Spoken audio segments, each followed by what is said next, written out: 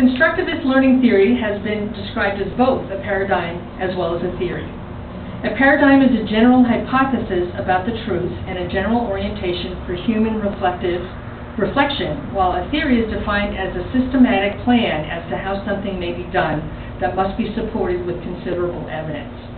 While theorists generally agree that constructivist learning is a process of constructing meaning and how people make meaning of their experiences, beyond that, constructivists differ in many areas, such as the nature of reality, the role of experience, what knowledge is of interest, and one of the most important differences is whether the learning that occurs is primarily independently based learning or whether it is socially based learning.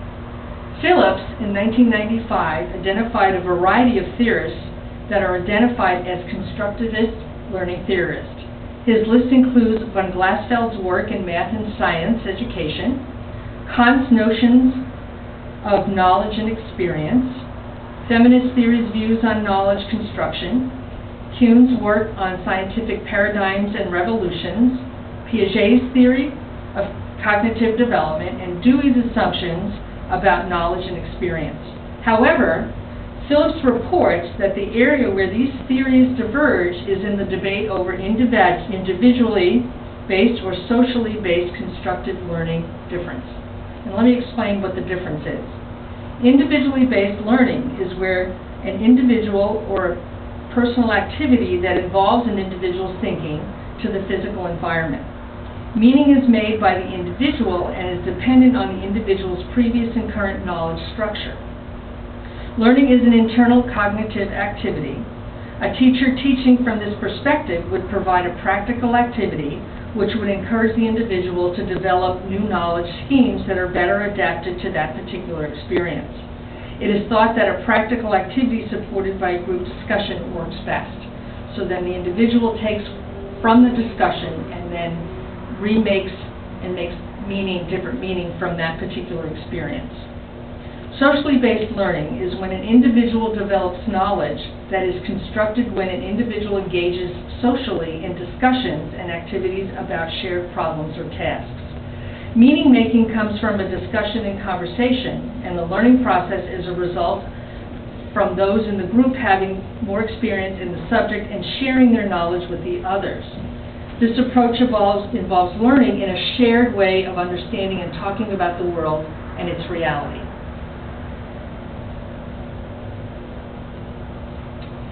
Generally, we find that constructivist learning theory lends itself quite well to the classroom, although it has been met with some criticism. With regard to teaching, there are common threads using constructivism teaching methods. Teaching has to be learner-centered. The student has to be engaged and has to be actively participating. Teaching has to be active and include the learner participation and not just passive or lecturing to the student by the instructor.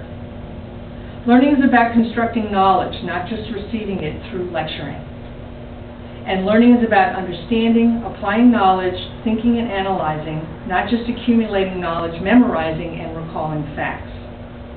Instructors have a lot of responsibility when it comes to using this theory in the classroom. The instructor must know their subject matter well. They must be actively engaged with their students. Not only must the instructor know themselves, they must know their subject matter and they must be able to connect with their students. Kierkegaard says that instruction begins when the teacher not only knows what the student understands, but also in the way that the student understands it. And an example of this would be talking about teaching a child to cross the street. We can't go to that child and just say, watch both ways for the cars, and then it's clear to cross the street. We have to understand the age of that child and know then how to explain to that child what we are interested in them doing when it comes to crossing the street. And that goes for everything in a classroom, depending on, obviously, the subject matter. So instructors must be active facilitators of the class and not just be teachers who lecture to the class. They must be responsible for identifying appropriate group activities that engage students in learning through problem solving and must be able to facilitate group discussion. And I recently had a discussion with one of my students who was a third grade teacher, And she was telling me that her class is doing a play, but what she was able to incorporate in them doing this play is to have them think of lines to a song. She would put the lines to the song on the chalkboard, and then the students had to go through and understand the grammar of it. So they were having fun putting together this play. They were coming up with lyrics to the song, and Diana was also able to use that in teaching them about grammar. So it was all-encompassing, and it was brought down to the level that she needed them to understand about grammar in the 3rd grade. It is thought that students improve their critical thinking and problem-solving skills and gain new knowledge individually as Piaget thought, or through a social group interaction as Vygotsky thought. Instructors must be active facilitators and not just be passive teachers.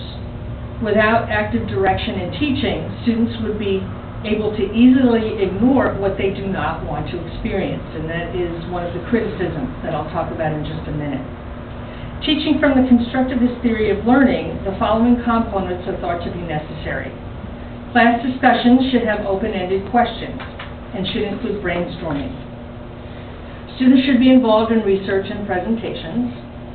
Students should be involved in fieldwork in preparation for discussion. The teacher should assign collaborative learning assignments. Students should keep a reflective journal. The teacher should provide just the correct amount of intellectual contact for discussion so that students are challenged but not overwhelmed. And the students should encourage groups to come up with their own solutions to problems.